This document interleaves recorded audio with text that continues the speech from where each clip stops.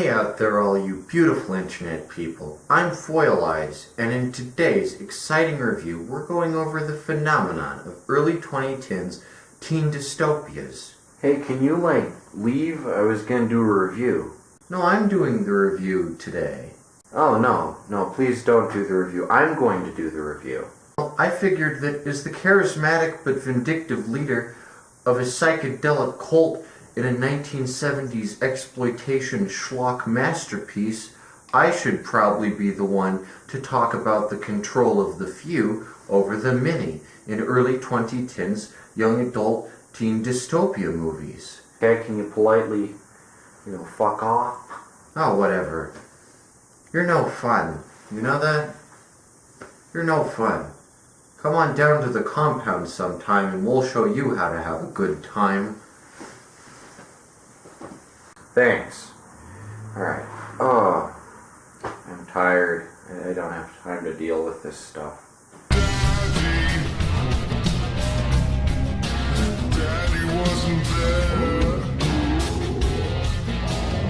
Hey out there all you beautiful internet people. Today, we're going over the topic of young teen dystopias, a la The Giver, The Hunger Games, Divergent, Divergent 2, Electric Boogaloo, and a couple other names that you probably recognize but haven't thought about in a really long time. I find it fascinating, the kind of stuff that was interesting and popular just over a decade ago. Think about Twilight, right? People used to like Twilight, and now nobody gives a shit about Twilight anymore. That's how fast time moves these days. It's pretty crazy to be living in a postmodern world where you can't just elongate the success of Star Wars forever, and there's a new franchise, a new cultural phenomenon for the youngsters coming out every 5 years or so. In the early 2010s, the phenomenon that I would say I witnessed personally in school and the like was, of course, The Hunger Games. There was a point when the Hunger Games movies were huge, and the Hunger Games books were huge, and I saw copies of these lying around at school and stuff all the time. Not high school, because by the time I got into high school, the craze had pretty much died down. But man, I remember hearing about the Hunger Games just non-stop, like in middle school and stuff. And everyone was like, oh my gosh, it's the Hunger Games. This is the most important socially conscious series. Oh my god, I want to join the Capitol and go to the arena with Katniss Evergreens and fight in this epic battle of stakes and tension. And you just don't see that anymore. There was a point when the Hunger Games was literally as big as Lord of the Rings or Jaws, but that just isn't the case anymore. The movies were coming out, and people actually went to the movies dressed up like the characters in the movies, and it was huge, it was marketable. There was Hunger Games merchandise, there was Hunger Games notebooks, Hunger Games stationery that you could buy. You could buy action figures of all the Hunger Games characters. Fire is catching, and all you need is a spark. And now, it seems like that's all completely out the window. And you just have to wonder, how could a craze that consumed the youth of America completely disappear overnight? So that's what we'll be examining today, the bizarre phenomenon of young teen dystopias. I don't know if I've said this before, but I really don't like dystopian fiction because I think it's kind of fucking stupid. If all you can do is imagine the worst society possible, then you're probably not that much fun at parties. Don't get me wrong. I love sci-fi, but I think dystopias are a completely different kind of subgenre that's sick and twisted and nihilistic and overall just no fun to read. Because you just read about these miserable places where everyone is starving and dying and murdering each other, and that might be fun. I mean, maybe, if you read about this really miserable hellscape, maybe your own existence doesn't seem quite as bad. I think there are only two dystopian films I actually respect, one being Death Race 2000, because it recognizes that its premise is fucking stupid and leans into that to the point of absurdity. It knows that having a day where hit and run is legal is fucking stupid, and it knows that the audience knows that hit and run is bad, And so it just goes all in with these cool cars and stupid cars and Junior Bruce. Frankenstein the legend, Frankenstein the indestructible, sole survivor of the Titanic pileup of '95. Death Race 2000 is fun. I've talked about it before. Underrated movie. The other dystopia I actually respect is THX 1138 with Robert Duvall, because it's not about a society where any particular injustices really happen. Like, nobody's killing each other, nobody's like sacrificing each other. It's just like a very placid, complacent society. And that THX 1138 is fantastic. It's one of George Lucas's best movies. It's got Donald Pleasance, and of course it's got the Omnibot. Man, that painting of Jesus, that shit is pure nightmare fuel. My time is yours. Another example of a dystopian film which kind of sort of gets a pass is probably Soylent Green, because in that, nobody knows that they're eating people. You know, so you can't really blame them for eating people, because they don't know that they're eating people.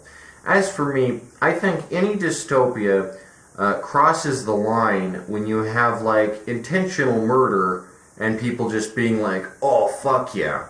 Because no society throughout history has ever really, like, carried out intentional murder on that scale. Maybe the Aztecs. It's definitely not going to happen in the modern age. And, like, to make a society which is that fucking, like, demented, that just, like, picks people out at random and shoots them or whatever, you're not making a social commentary. You're not, like, calling out some kind of crazy injustice. Because no society ever does that. Even, like, the worst ones are not as bad as the, like, worst dystopia that's ever been dreamt up. And I wouldn't even go so far as to call something like Blade Runner dystopian. Some people call it that, but I just think it's cyberpunk. And I think cyberpunk is a very interesting genre because it takes the exaggeration of dystopian fiction, the rampant hyperbole, the exaggerative, you know, us versus them mentality and rampant murder and oh my gosh, everyone is just dying. And cyberpunk kind of tones that down and just says, well, you know, this futuristic society is going to be as complex as our own. It'll have new problems, you know, like replicants and whatever, but replicants are technically like robots. So do we treat them like people or not like people? Ethical quandaries, you know? There's an interesting moral dilemma to be had there. You know, are replicants human? Is Rebecca human? Does Pris deserve to die and wriggle around and seizure around like she's completely spazzed out? These are the interesting questions a movie like Blade Runner asks. Those aren't the types of dystopian stuff I'm talking about at all. Cyberpunk is excellent and really, in my opinion, irons out the problems of a lot of dystopian fiction, which is, of course, that it's allegorical. A lot of dystopian fiction is abstract. Look at something like The Giver. It's not a story meant to be taken literally, and that's a problem for science fiction, which is all about describing cool shit and cool places. And when all you can do is be like, The Giver gives the memories, you come off as really fucking boring. You are obsolete. Obsolete. Obsolete. Obsolete. Tragic. Obsolete. Obsolete. Of course, all this starts with George Orwell and his terrible fucking novel 1984, one of the worst books ever written, possibly the worst. I don't know if there's a book I dislike more than 1984. Every page is just a concentrated cringe carnival. Then you get to 1985, the publication of Margaret Atwood's book, The Handmaid's Tale. Now, Margaret Atwood is pretty much a conceited Canadian, like Stephen Molyneux or Dreg, so she feels the need to talk about American issues despite not being American, and fails pretty hard. In the world of The Handmaid's Tale, this bonkers Christian fundamentalist sect called the Republic of Gilead is just able to randomly take over the entire United States government virtually overnight and turn every woman into either an unpaid laborer or an unpaid prostitute. You know what they say, the most productive societies will reduce their women to just like menial labor and fellatio. You are to do your duty! It makes zero sense. No society would ever do that. That's why we won in World War II, because all the women were out there in the factories putting, their feminine attributes to good use, manufacturing planes and artillery and like that. Imagine if we had just used them for oral sex. The Handmaid's Tale is a pretentious, boring slog that acts like it's a feminist manifesto or something. It was just Margaret Atwood essentially talking about how flawed the American system of doing things is. And I just find it funny that Margaret Atwood thinks that the American government could just be like completely taken over by a wacko religious sect that wants to return everyone to medieval times. That'd be like if the Westboro Baptist Church, they overthrew Congress. It's not gonna happen. Like, it's just not. And if you attack The Handmaid's Tale on that basis, people will be like, oh, but you're ignoring the systemic problems of misogyny and whatever. And those do exist. But when you make them into a caricature, when you exaggerate them to the point of being fucking ridiculous, like in The Handmaid's Tale, then you're really kind of like, making fun of a real issue by just exaggerating it to a point where it's so disconnected from reality. The world of The Handmaid's Tale is so far removed from anything which would actually happen that it just like borders on being like stupid. This woman, whom we all knew as a handmaid, has been found guilty of seduction and fornication with a member of the medical staff. Margaret Atwood is one of the least talented writers I've ever read. I was forced to read her poem Bread in high school, where she visualizes a piece of bread and she's like, it can either be a tasty treat if you're in a first world country, but in a third world country, it can mean life or death because you're starving in a third world country. Eat your bread. Pillsbury Funfetti microwave cupcakes. Hey, cheer up. And it's like, it's just bread. This is some of the most white privilege, frickin' like Americo-centric stuff I've ever heard, which is so weird coming out of a Canadian.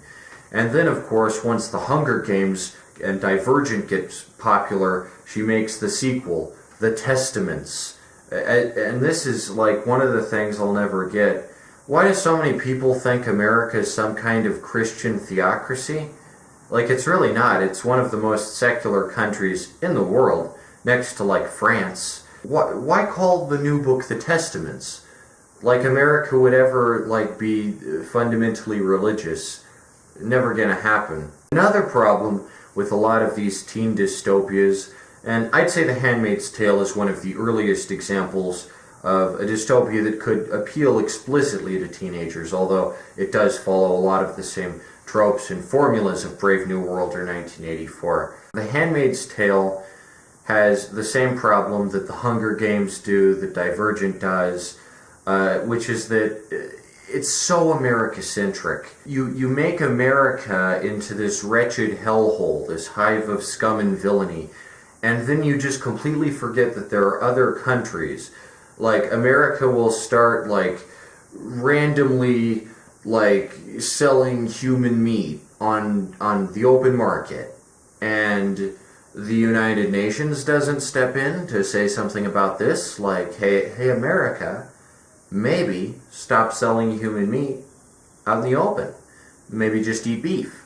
But I guess Europe never exists, Asia never exists, Africa never exists, even South America never exists in any of these dystopian stories, which I just find so completely off the rails. It's always set in America, deals with American characters, and that'd be fine otherwise, but in a dystopian story which is about a society that's gone bad, you really have to consider how it works on an international scale. And you have to consider, like, what's outside America? What's the rest of the world like? Now, to anyone with an imagination, that wouldn't be that difficult. You just have to draw a country map. You just have to map it out. Oh, Europe can't do anything because they're also bad. Asia is fighting a war, whatever.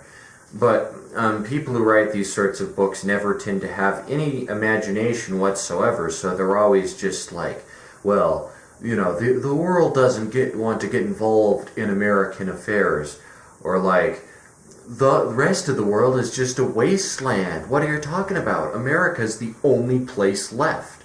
Like America would be the only place left. It's just a stupid assumption to make. It takes you out of the world building. It's really like a lack of immersion. What's the rest of the world doing while the Hunger Games are going on? Please answer me this. But what's that? You can't. This goes all the way back to George Orwell with 1984 and the incredibly reductive map that he draws, because he literally has zero imagination. He's just like, okay, here's Oceania, here's Eurasia, here's East Asia. The world is 3 countries, okay? They're just 3 big countries. Oh, what's that? Africa exists? Oh, Africa isn't anything. It's just a war zone. All those countries with people in Africa, that doesn't exist. It's just 3 countries: Oceania, Eurasia, and East Asia. Also, my entire novel is set in England, in London, the world's most interesting city. If you want a vision of the future, Winston, imagine a boot stamping on a human face forever. Now, George Orwell gets me upset. But on to the subject of young teen dystopias like The Hunger Games, or Divergent, or The Fifth Waves, or... There's so many of them. There's so many. There's too many.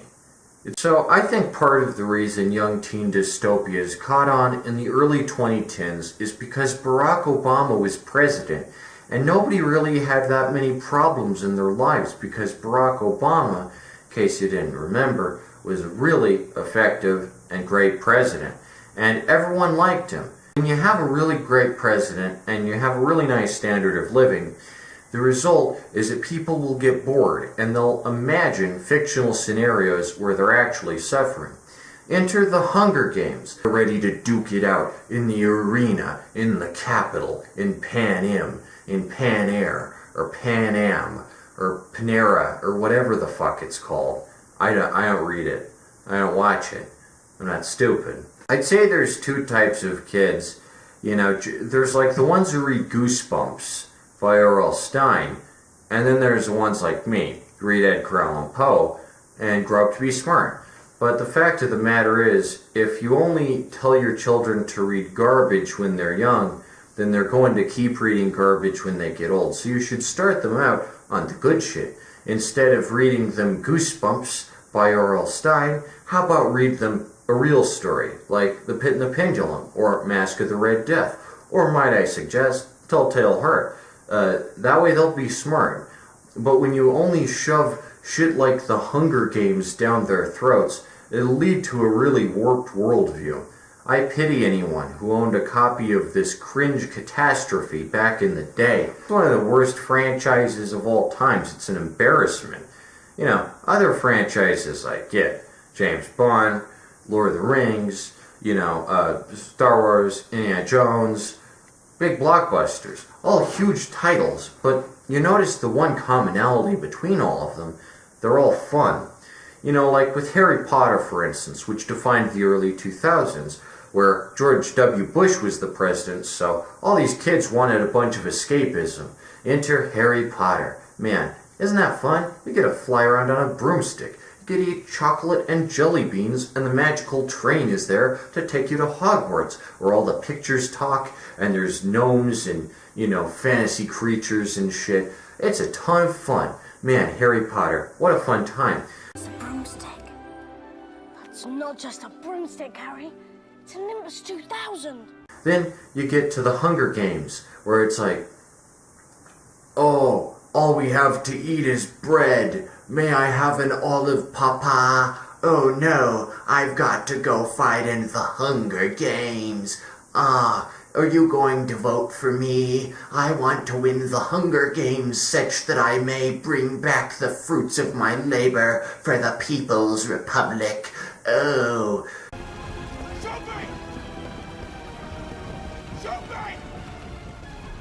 It's like, where's the fun? What do you find in this? Where's the jelly beans and chocolate? Nope. In the early 2010s, it was like, today's youth, they need to be socially conscious and learn of the evils of the world.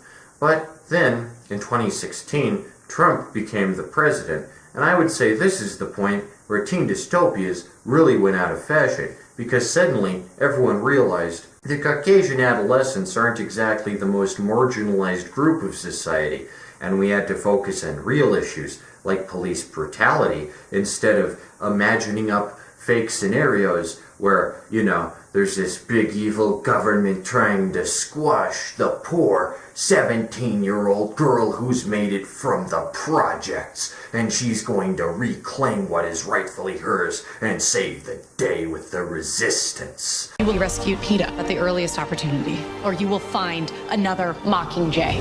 And the Hunger Games even had a Subway sandwich tie-in, where it was like, you can get your own Hunger Games themed Subway sandwich. Get yours and get to theaters November 22nd for The Hunger Games Catching Fire. I probably would have eaten it. I'd rather eat the Hunger Games sandwich than read any of the Hunger Games books or watch the Hunger Games movie. Now, a lot of people were really put off by this, as well as the stupid dance remix of the song from the Hunger Games, The Hanging Tree, or the Burning Tree, or You Turn Me On, I'm a Radio. I don't know what it's called. The Hanging Tree, I think. They were upset by the dance remix, and they were like, oh no, you're disrupting Suzanne Collins' vision, because you shouldn't be making a sandwich about the Hunger Games. You shouldn't be consumerizing a story this bleak and dark. I kind of agree with this to an extent. I think it's tonally inconsistent to make a Subway sandwich about a series which is about famine. It'd be kind of like making a Subway sandwich along with the release of, like, Schindler's List or something. The Hunger Games isn't exactly the type of series which makes me appetized. At the same time, though, The Hunger Games is imaginary, and Schindler's List isn't, so having a Subway tie-in's kind of inevitable, especially considering it's just a movie, and all it's there to do is make money, and it's not, like, actually about any historical atrocities or anything. It's just a made-up story, and President Snow isn't real, and none of this shit will ever happen, because nobody's gonna subject adolescents to, like, combat. No society's ever done that, except, like, Sparta, and they didn't just, like, murder their adolescents, they trained them how to fight in war. You can train adolescents how to fight in war, but you don't, like, intentionally kill them. That's a good way to, like, die off, It just isn't realistic. Like, admittedly, none of the Hunger Games crowd is very smart. The Hunger Games, point being, is a terrible fucking concept just from the ground up. And some people are like, well, it's just a satire of reality TV. The Running Man with Arnold Schwarzenegger is also a satire of reality TV, and it's not about killing teenagers. I still think The Running Man is fucking stupid, and all those books that Stephen King wrote under his pseudonym are pretty stupid. Same goes for Fahrenheit 451 by Ray Bradbury. I think Fahrenheit 451 says a lot about how exaggerative dystopias can be. I think that Fahrenheit 451 is a good example of really exaggerative dystopian fiction, which takes a problem that, a normal person would just be like, okay, TV's kind of annoying, and amplifies it to, like, what if TV was the only thing you ever had forever, and everyone is burning all the books, and oh my god, the future is so scary. That's the main problem I have with dystopian fiction, is that it assumes that the future is going to be inherently negative, and science fiction really shouldn't be about that. It should be about the possibilities of the future. Sure, some might be negative, some might be positive. It's going to be as complex and cerebral and out there as current society is. It'll have problems and interesting situations, but you don't just get a society where everyone wants to kill each other. What kind of story is that? We are here today in the name of duty. The problem, again, is that a lot of these dystopias are symbolic, or they're satire, or they're metaphorical. Imagine if everything in Star Wars or something was just a metaphor for something else. That'd be really fucking annoying. Some people say Star Wars is like kind of metaphorical in some places, but when you make your entire story just one big analogy for something that's going on in the real world, it does away with the escapism and fun that you can get from sci-fi. Even with darker sci-fi like Alien or something, those people don't want to die. Imagine if in Alien, like, they all just killed each other because that's what their society dictates or some bullshit. It's fun to watch characters try to survive.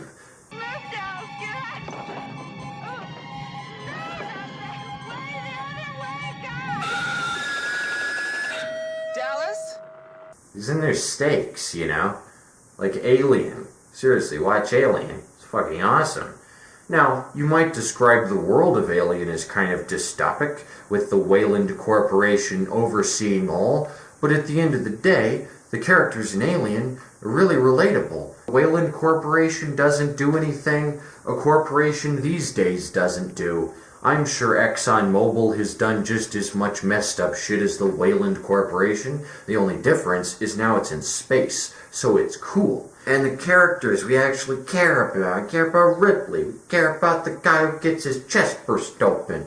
We care about the robot guy. It's all a big character study. You're putting 17-year-olds out in death traps? Why? Oh, I know why. Because these books are targeted at young adults, which just means they suck. Read some real books. Read some Kafka. Stop reading the fucking Hunger Games. You know, some Kafka stories manage to be hopeless, just like a dystopian story. You know, The Trial is a great one. And it's all symbolic and all metaphorical. But it's so symbolic and so metaphorical to such an obscene extent that it has zero connection to the real world. And it doesn't even pretend to. It's just like, here's the trial. It's hopeless. It's brutal. It's just a metaphor. It doesn't mean anything. It's just a trial. Same goes for all of Kafka's works. Man, Kafka's so awesome. The Hunger Games isn't awesome, though. The Hunger Games is long and drawn out and boring and takes 3 books and 3 movies to get through. Or are there 4 movies? I don't know. I don't watch this cringe. But there's like 4 movies, 3 books, and they try to make it a trilogy, like Lord of the Rings. They seriously thought there was enough material to be like Lord of the Rings, or Star Wars, or The Hunger Games.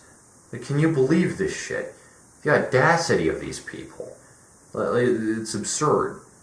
Young teen dystopias are just really, really stupid.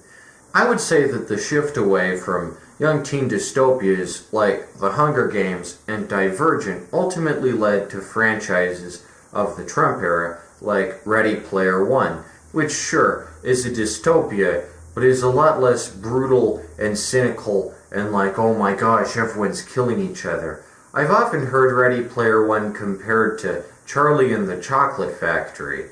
You know, it tries to be like fun and cool. Oh, I'm in a video game. What is up, fellow gamers? Yeah, that's me. Well, that's my avatar.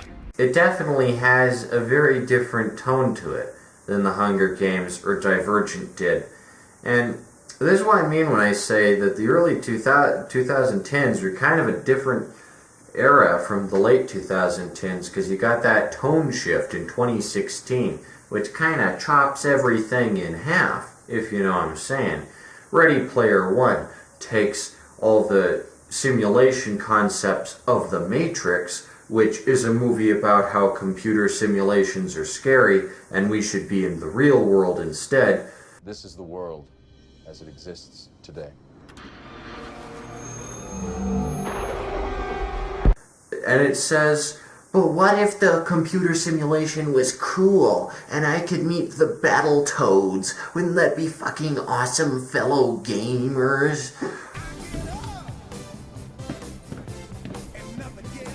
Get ready for the field of real. Again, the tonal shift between something like The Matrix and something like Ready Player One is very apparent. Imagine if The Matrix was just all about Neo getting to meet Darth Vader in real life because he's in a computer simulation and he can do whatever he wants. Surf a 50-foot monster wave in Hawaii? You can ski down the pyramids. You can climb Mount Everest with Batman. It wouldn't have been as good a movie. I, for one, think The Matrix is much better than The Hunger Games, and I don't think we'll ever again have to endure the legacy or drivel that came out of the early 2010s teen dystopia blizzard. It was a veritable storm of cringe. All you could ever hear about was Jennifer Lawrence escaping the swarm bots. Oh my god, Jennifer Lawrence is passing the test. She's excelling the grade. What a figure of rebellion. Holy shit, The Hunger Games. Oh my god, Katniss Evergreens is going to shake things up. Oh my god. There she is, Captain 17, the girl on fire. Oh my god. Bold can be found at Subway. Fiery footlongs, a revolution in bold taste. Oh my god. Ultimately, I think The Hunger Games is an interesting case study of a kind of fad that you don't see too often. The kind of fad that just comes out of nowhere and then goes nowhere and then just disappears and nobody ever remembers it and nobody ever liked it and it didn't do anything. Like, it meant nothing to history overall. I am relatively certain that if The Hunger Games had never existed, nothing about the world today would be different. And that's the worst thing a movie can possibly be. Neutral. It's a neutral movie that means absolutely nothing. Man, I'm telling you, they were everywhere. You got Divergent. You got The Host. You got, I already said, The Fifth Wave. I don't know the names of any of them. I just saw them at school all the fucking time. They were on like every table, and everyone had one. They're passing them around. Oh my gosh, have you read The Hunger Games? It's the deepest shit. And I was just like, what about Kafka? You know? You read Kafka? No, I guess not.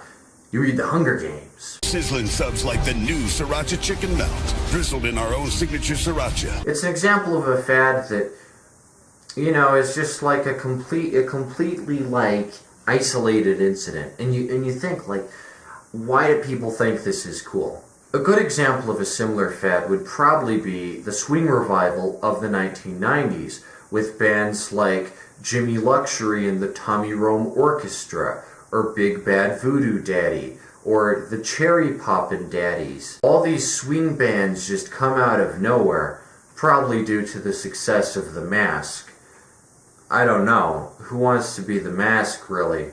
Yeah, and all these swing bands coming out of nowhere, and they'd be like, we're the Cherry Poppin' Daddies. You get, it's really clever because cherry means hymen, but it could also just mean cherry, right? Oh my god, we're so clever. We're the Cherry Poppin' Daddies. Who's your daddy? Yes, I am. And nobody remembers them, and nobody really cared about them when they existed, unless you were abnormally into swing music in the 90s, and then they just completely fell off the face of the earth and nobody knows they exist anymore. They still do exist. The Cherry Poppin' Daddies still do exist. In the same way, I guess you can probably buy some merchandise from The Hunger Games, or like there's a video game or something, but nobody gives a shit about it at all anymore. It's so weird just to see this explosive series of books and movies come out of nowhere, and then they just completely stop, and nobody cares anymore. It's wild. It's a once-in-a-lifetime phenomenon, and I can't say it wasn't interesting to watch play out in real time. I think that dystopian fiction as a whole isn't going anywhere anytime soon, despite being literally the worst subgenre of science fiction imaginable. It's so excruciating to just watch a scenario where the characters have literally no hope, and nothing they do will change anything, and the world is made up of shit. Like, who watches these movies? Masochists? Same reason my least favorite Harlan Ellison story is I have no mouth and I must scream. Oh, these 5 people are just being tortured? Great. Who cares?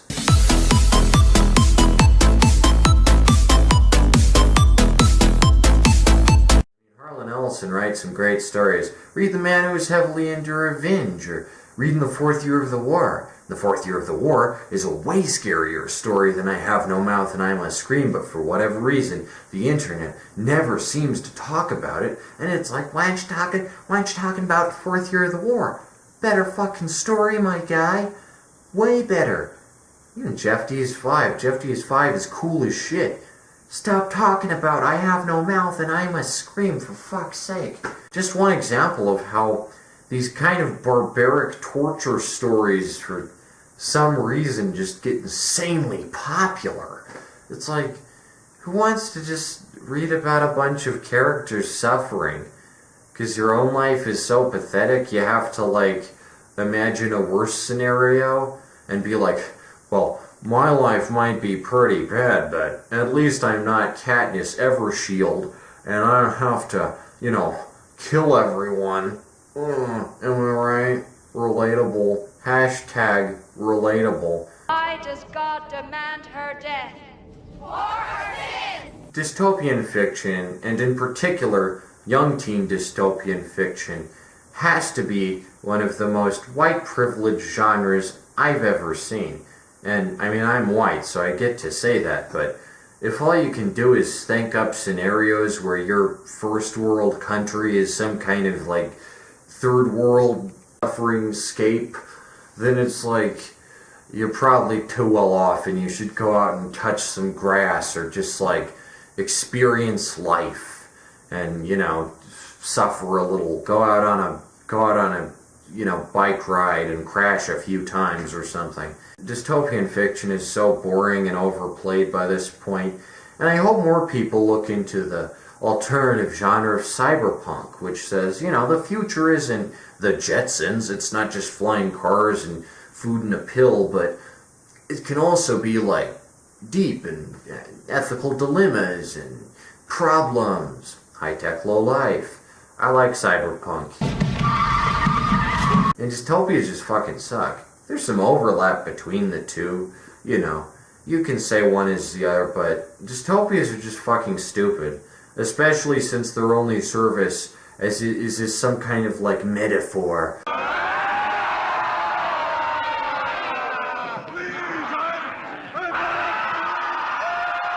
Like, oh, misogyny?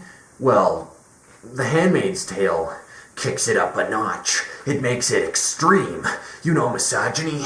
You don't know misogyny until you've seen The Handmaid's Tale. Oh my god, Handmaid's Tale. The punishment for that crime is death by stoning. The Handmaid's Tale, which is a comparatively new series, seems dated and old and like an antique at this point. I really look forward to what the rest of the decade has to offer, the shining 2020s. Those are my thoughts on young teen dystopias. One of the worst genres of fiction you can possibly write. Don't write a young adult book. Just write a good fucking book. And some people of all ages will read it. Some people will read Kafka, some people read Poe, some people read Hunger Games and Goosebumps and the fucking... Goosebumps is so bad. Goosebumps needs to stop. Do the Goosebumps dance! It just needs to stop. Read Edgar Allan Poe, seriously. Much better writer. Way scarier. That said, that's my thoughts on young teen dystopias. If you enjoyed it, press the button, so-and-so. And until next time... Oh, you're back. Well, it looks like you finished the review without me. That's a real shame. Hopefully I can do the next one. What have you been up to? Some kind of a pagan festival where you light a giant scarecrow on fire, or a big straw pile or something?